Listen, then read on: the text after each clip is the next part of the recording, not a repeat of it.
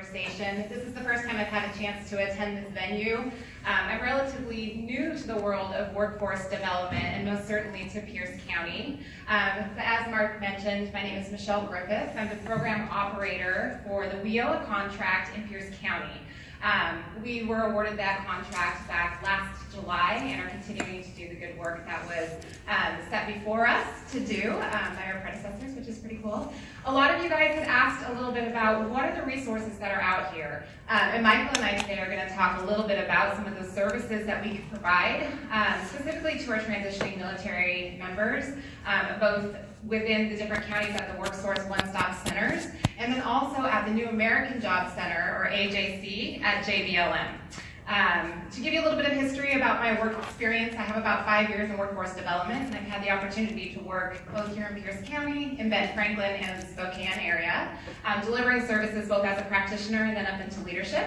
And part of my role as I'm mentoring my staff is also learning from you and learning from my peers on how we can continue to do a better job delivering those services. So I'll go ahead and pass the mic to Michael and let him do his introduction.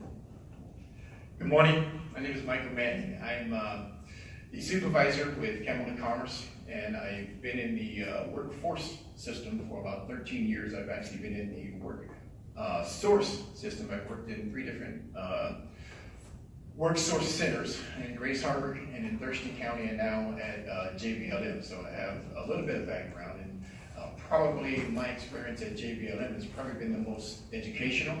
I've spent probably 20 years in the workforce system and the past 13 years in workforce, but the last year and a half that I've spent at JBLM learning new things about service members and how to serve them has probably been the most educational of my workforce experience.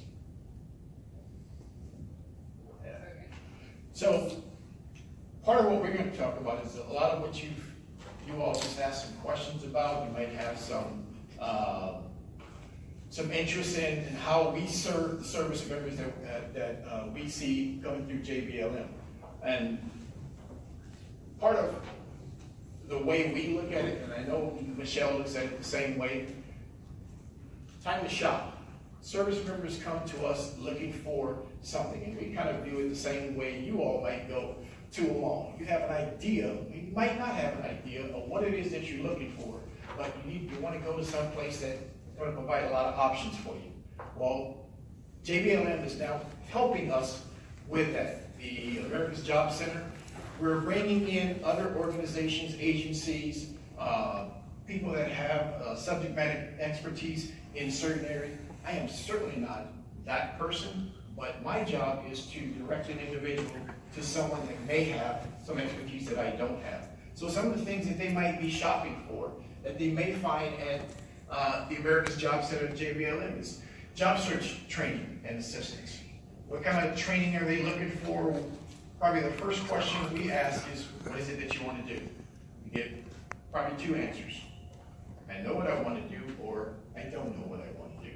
And the direction from there, my job, and Michelle's job, and all of us that work there, is to try and navigate that pathway, help them figure out which way they want to go. Things that we offer with the assistance of Rachel is networking, hiring events, employment training. Usually those trainings come with some sort of certificate. We partner with the By 25 programs with I believe it's 7 or 9 community colleges within a 25-mile radius of JBLM. Apprenticeships, we call internships, WorkX. Perhaps you can try it before you buy it. The employer may want to invite somebody out to work on a particular project. They get an opportunity to see how that individual works.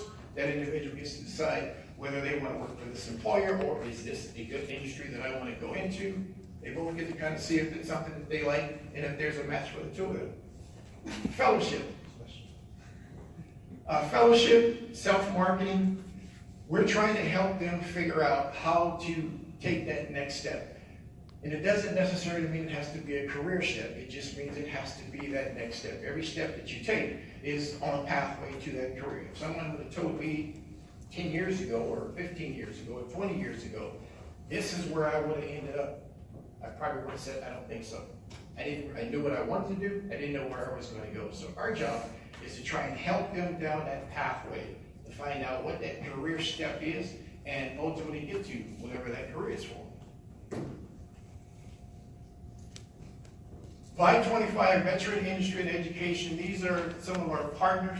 Y25 is a program that started a little over a year ago, and ideal was to help provide short-term training to get a certificate that's going to assist an individual in landing a job. It doesn't necessarily mean they're going to get a degree, because the short-term training for us is, ultimately we want them to find employment, and employment happens through short-term training that can last in a community college or a technical school, language, 2 or 3 quarters or less. Get a short-term training, get a certificate. That certificate may or may not be a standalone certificate, but it's going to be something that's going to aid you in getting that next job. Some of the partners, and somebody asked the question about all the different resources that's available to a service member. I come from the work source system where we worked generally one-on-one with someone and trying to navigate and find out, if I get a question that I don't know, what resources do I have to find that answer? And like I said, working at JBLM is educating me in some of the different resources we have to offer veterans. These are some of the partners that are at JBLM that is part of the training system, could be employment system. There are a number of different partners, and there's a lot more than this, but every Monday we have basically what's called a short hiring educational event where employers and training institutions come in and they tell service members what's available to them. I don't have to always know what's available to a service member. What I do need to know is, who can I refer that individual to? Is there a subject matter expert on this installation somewhere that I can refer them to? And if not, is there someone I can refer them to get that answer? So I don't have to be the expert in everything that they're asking, because I'm certainly not. But the resources that are available, and someone asked the questions about all the different resources that are available, there are a lot of resources that are available to them. Our job is to try and help them navigate and empower them to make decisions that's going to help them get to that next career. So some of the partners currently, America's Job Center, we're pretty excited about it because we're one of the first installations that has started this program on an installation and bringing partners and resources into the service. Hamilton Commerce, obviously, career paths. We are partnering with Thurston County Chamber, with Pierce County Chamber, the business service teams. We utilize them, and I work with Hamilton Commerce, obviously, but we utilize them exclusively to help us connect our service members to the employment field. We cover 6 different counties, from Lewis County to Grace Harbor County, all the way to Pierce County. So we cover a wide area that the partnerships with our business service teams and the members that are part of the chambers, we have access to connect our service members with them. Employment Security, DSHS, USO, Operation Good Jobs, and obviously Y25. So these are the current 9 partners that are part of the America's Job Center that just officially opened July 10th. So, July 7th. Sorry. Thanks. So, we're always looking for more partners. We're definitely looking to bring in more partners and to help us navigate the pathway for our service members. There are a number of different resources that are available. The good thing is that I work for one agency, Michelle works for an agency. We have a number of other different agencies that are in the America's Job Center, but we also have a whole bunch of agencies that are outside that we are partners with. And it depends on what that service member is looking for and how we connect them. For someone that wants to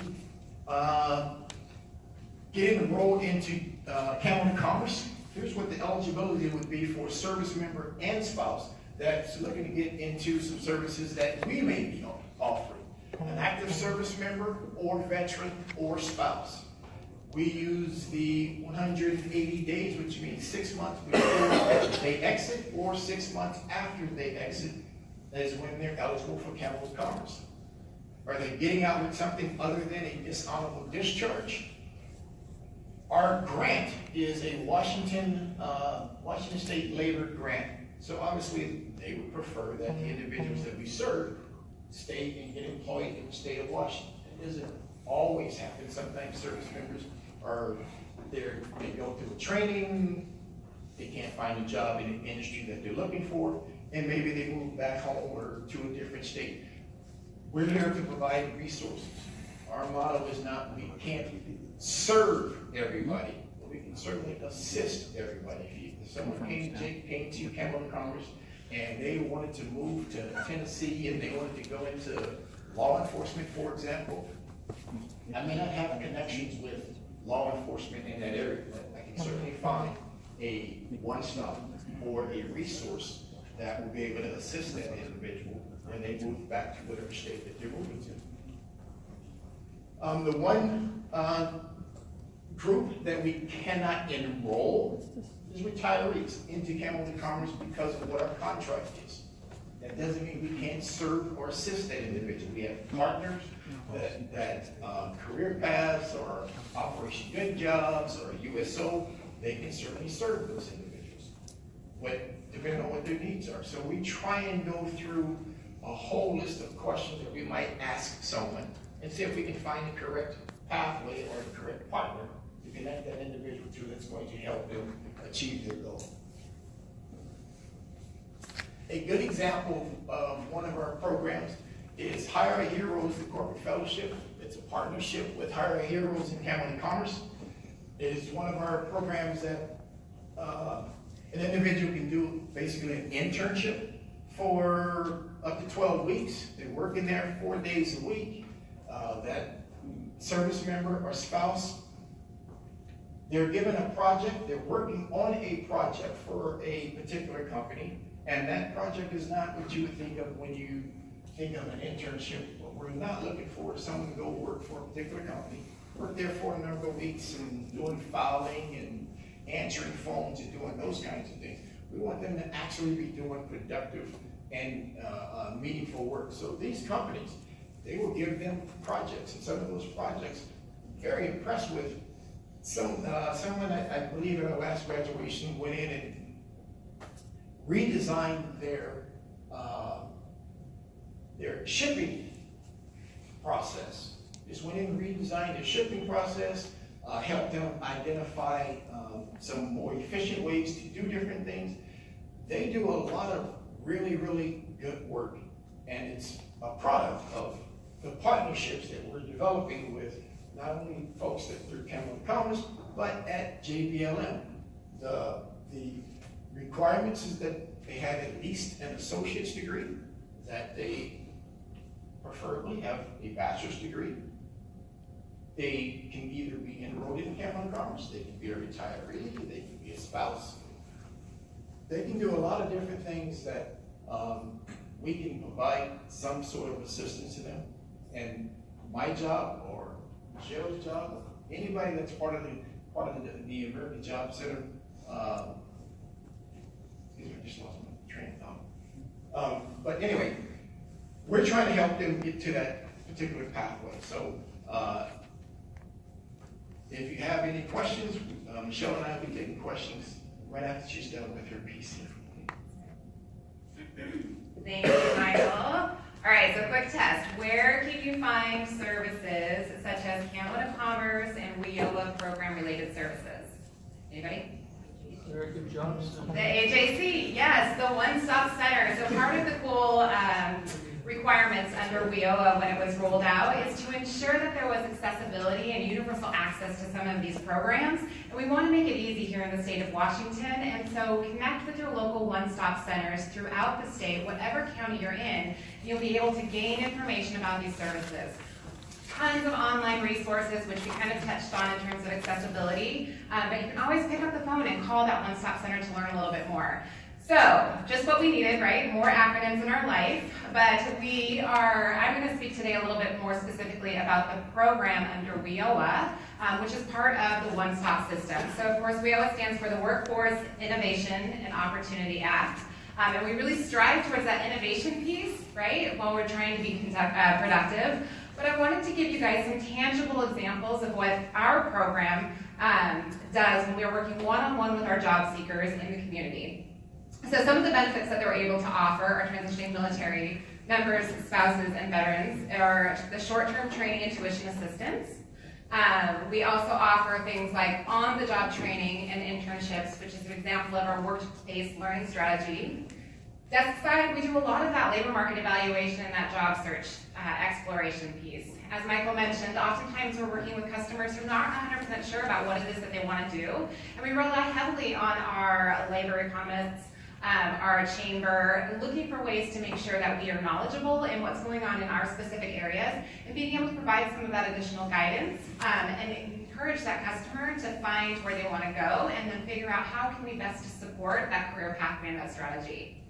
The career planning and guidance services, again, we try to encourage not a cookie-cutter approach to this delivery of services. We want to ensure that we're asking questions when we're working with the individual to figure out what he or she is truly working towards, and then provide them the tools to provide that self-discovery piece. That's really crucial when you're developing your own plan. It's not to have that mentor who's sitting desk side telling you what to do, but more so figuring out how you can be an active part in that, and then also us being available to offer those services to help them get to where they need to go. Another key piece to the WIOA program that sometimes is slipped under the rug or not really spoke to is we do offer support services to ensure that our customers have the best chance of success as they're navigating towards employment. So again, some of our customers go into formal training in an education or a classroom setting. Some of them do work-based learning, and others are just going down the pathway of connecting straight to employment after they've transitioned. Oftentimes along the way, there are dips and lows and highs in their income situation, and so we do have some basic supports that are in there to help them continue to strive towards the ultimate goal of returning to the workforce. So I wanted to break down what work-based learning means, because we throw a lot of things out there, and again, it's all about the common definition when it comes to understanding, because what on-the-job training means to me may look and sound different to the trades, right? So you're very familiar with putting an individual into a training component and helping them master the skills on the job. Through WIOA, we also have a component that allows us to do that outside of trades specifically and into any industry that's in our counties, which is pretty exciting. So on-the-job training for us is a partnership with our business team who is working with employers who want to take a chance on an individual who is a great fit for full-time employment with their organization, but he or she may lack a couple of those skills that are really critical to being successful with that company. So WIOA is able to work with that enrolled customer or participant, and we're actually able to reimburse the employer anywhere between 50 and 75% of that individual's gross earnings for a certain amount of time. And what that does is it really empowers the employer to spend the quality time needed to upskill that individual. And it also reassures that new job seeker or that new employee that they have a chance to continue to ask questions, grow, and develop. So it's a win on both ends, and it's a great way for us to utilize WIOA funds on a work-based training. We also have an internship component, and we have a fancy acronym to go with that too. We call it a WEX. But for all intents and purposes, that is an internship. And so this is an opportunity for us we become the employer. We pay minimum wage to an individual who is partnered with a host site, and he or she is able to work part-time up to full-time hours for a short amount of time to develop some of those skills needed on the job. We work with the host sites to develop a really intensive training plan to ensure that there are quality skills learned, but more importantly, we offer check-in points to ensure that the job seeker is building relationships, This is a great opportunity for them to develop their professional network, for them to ask questions, for them to be better prepared to be in the hot seat during the interview because they are working side by side with an employer. We always utilize this too with some confidence in terms of this could be used as a working interview, right? So for oftentimes our host sites will easily take on our interns because it gives them a chance to do some mentorship and help build their community's workforce. And then occasionally they have the opportunity to do a direct hire right after that, which is always a wonderful outcome. Good success stories. Anybody have questions about work-based learning when it comes to WIOA? Yes, ma'am. That's a great question. So what we do is we really look specifically at labor market information. We look at the occupation that the individual is going into, and we assess it using the SVP codes, so those vocational codes that help us identify what a typical experience skill set looks like. And then we look at the individual. So we may have somebody that needs 8 weeks to fulfill that. The expectation isn't that they will be completely proficient, but it gives them enough of that edge that they can move on and unsubsidized employment afterwards. Now on the flip side, we might have another customer who comes with a pretty solid skill set and they're only missing 1 or 2 things. And so for them, that OJT period might be shorter because they already have a stronger skill. So we really try to tailor it to the need of the business, but also the need of the job seeker. Yes, question? So with Cameron Commerce, there's a restriction on not being able to help retirees. Sure. Is Career Services held to the same standard? Good question. Let's see if my next slide is all about eligibility requirements. Wow. Yes, so this gets a little bit dicey, and I try to, when I'm providing this type of information, give a holistic approach to general eligibility requirements. Under WIOA, there is a lot of gray area that we can look to, so I encourage partners and organizations, before you say no, say, you know what, I'm not 100% sure, let's get you referred over to a WIOA practitioner so he or she can make that decision and ask some extra questions. But in general, and I'll respond to the retiree question specifically, as a dislocated worker, our transitioning service members, those who have received their discharge or separation notification within the last, or up to 12 months, could be eligible for the dislocated worker program. Now we prefer under our program to look like Cameron Commerce says, at that 180-day period, because we're working to help people move into employment very, very quickly. And so a lot of times within that 6 months from date of discharge, they're really proactively thinking about their next steps. They do have to have a discharge other than dishonorable. We also are able to work with recently separated veterans. So let's say somebody does go ahead and transition out. And they've taken a couple of moments to collect their thoughts. Maybe it's been a few months since they've been an active military member. Those individuals would continue to qualify as a dislocated worker under our program. We have the chance to provide services to dependent spouses of active duty military members, and there are a lot of different ways that we can look at him or he or she. And so if you're working desk side with an individual and you hear that they are a spouse of a military member and they're looking to start their career, send them to WIOA. There's a good chance we can ask a few questions and figure out how to best to help. Military spouses, oftentimes, if they have been asked to relocate due to a change of duty, they would qualify as well. Sometimes they have to quit their job and they have to start over. And a lot of times, even though they have really great skills, there may be some of that job hopping there, which is kind of difficult to explain in an interview, or most certainly just on paper on a resume. So we want to make sure that we're connecting with those spouses so that way we can help leverage some of the resources that we have to get them connected to their new community. The adult criteria is where we're able to serve our retirees. So in addition to those that are transitioning or connected to active duty, we're also able to work with individuals in our community who are veterans at any stage of their life when they're veterans. So maybe they were, they separated back in the 80s, for example, and they've been working. And at this point, they've come to us and they're thinking, gosh, you know, there's something that's just not clicking. I'm not self-sufficient. I need some help. I need a new career pathway. So we are able to work with veterans in the community who have been working since their date of discharge. In addition to that, that's where we're able to serve our retirees.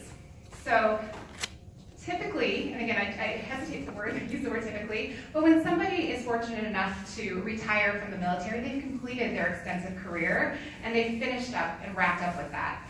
So we look at that as not necessarily a dislocation, that was a choice, right? So that's a commitment to continue the career, finish, and retire. However, we do recognize that sometime after individuals retire, there's still a need for them to return to work. And occasionally there is something that's preventing them from returning to work. So what we do is instead of applying a yes, you're eligible approach, we ask more questions and we figure out what is it that WIOA can do for you and what is it that you're lacking. We can look at a few things such as their income situation to see if they're eligible that way. We can also look at their skill level to see what it is that they have in terms of credentialing.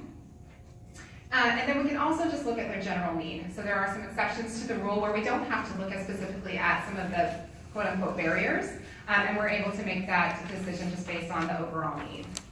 Did that help answer your question with retirees? Okay, perfect. And again, WIOA is one of those kind of quirky things where it could vary ever so slightly from area to area. So you want to ensure that you're asking questions of your local area provider within your county to make sure you know some of those nuances. Sean? Just a quick clarification that might help is how much, as far as training services in dollars, does the adult program have the same levels of dollars available to them versus like the dislocated worker, which is Canada Commerce and those funds? It's a great question. So as we strive to really present more of a branded work source environment, we pull back from really sharing the specifics of the pot of money that individuals access. But for you, that's really important information. So under WIOA, we're granted different funds, such as the dislocated worker funds or the adult funds. And those distributions, in addition to having certain eligibility requirements, sometimes have less funds in certain pots of money.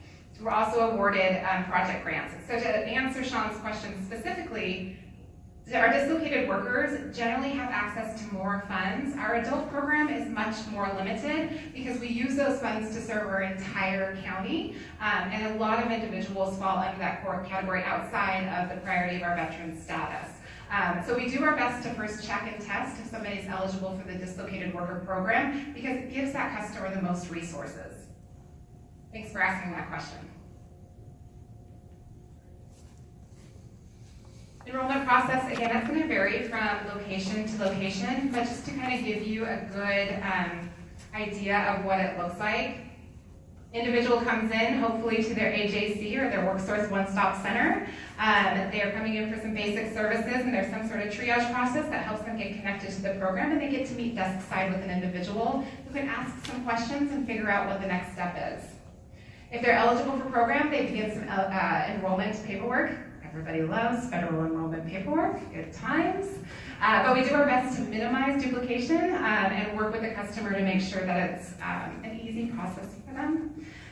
We work to create an individual employment plan with each customer that we work with. So again, it's not a cookie cutter one-size-fits-all approach. We want to ensure that the plan that they're on is meaningful and relevant to them and will help set them up for success. So that's a two-way engaged process and looks different from person to person. And then again, they're working with one, at least in our area, one individual who's setting them up and supporting them through their transition and the duration of time that they're spending under WIOA with us. A couple locations that we have to access some resources. Of course, is our new WorkSource AJC at JBLM. Woo-hoo. And then our WorkSource Pierce Job Center over at Cedar Street. And I apologize, I'm a little Pierce-centric. So of course, we do have our Pack Mountain partners and loads of WorkSources throughout that area as well in the 5 regions. So I know at this point we wanted to just open it up to any general questions that you guys have.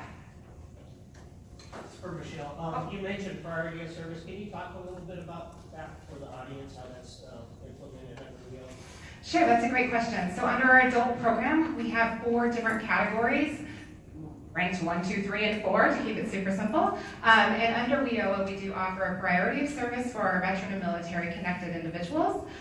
So with that, we have priority number 1 is actually those low income or basic skills deficient veterans that we're able to serve. And then it goes sequentially throughout there. We also have the ability to make exceptions for individuals under the adult program who may or may not be income eligible if they're attached to that veteran status as well. So we have some grace to be able to serve up to 10% additional individuals annually to meet that priority of service need. You're welcome. Yes, ma'am. I'd be interested in hearing more about your Monday meetings at WorkSource for the Career Skills Program. What time are they held? A little bit more detail would be great. Good question.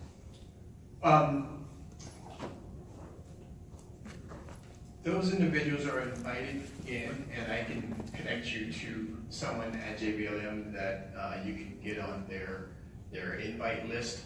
What it is the partners that we have at JBLM will come in and talk about the training programs that they have to offer. They generally get a minute or two to come up and talk about the program that they have, what it is that they offer at a service member. And then they have a table set up outside in the auditorium, outside of the auditorium, that after the service members go through their 2-hour briefing, they then get to come out and talk to each individual, whether it's an employer or a training provider. They get to talk to them about the particular program that they're interested in. But if you want to get connected with me afterwards, I can get you connected with someone that you can get connected with them. Sean. Michael, isn't that available to programs that have been endorsed in some capacity? Either they're a direct partner of the Stone Education Center, or they are one of the programs that's gone through the CSP process? Yes, it's not just open to anyone. They have to be a partner of the JBLM system, and I'm not going to pretend to be an expert on who that is and who it is, and I will get you connected with somebody that can answer that question far better than I can. Maybe that's just over right here. You wanna answer that question, Chris? Sure. We do, like I said, we do have a vetting process for that. Though I should mention, we have established a Career Skills Center of Excellence campus on JBLM, which we will be having those meetings in their own facility starting on 14 August. So we will have a center for this. So that may open up some additional opportunities for these type of grant bag events, along with the training for outside agencies to come in and talk and while they're in the vetting process. We've done that in the past, but having that center should provide us a little more room to provide additional opportunities to those who are seeking that entryway and to get that information out.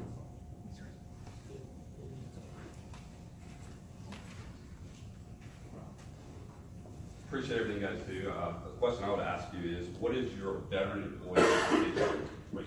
It's great to get a job. It's great to veterans get that job in the first year, but the turnover rate is so high.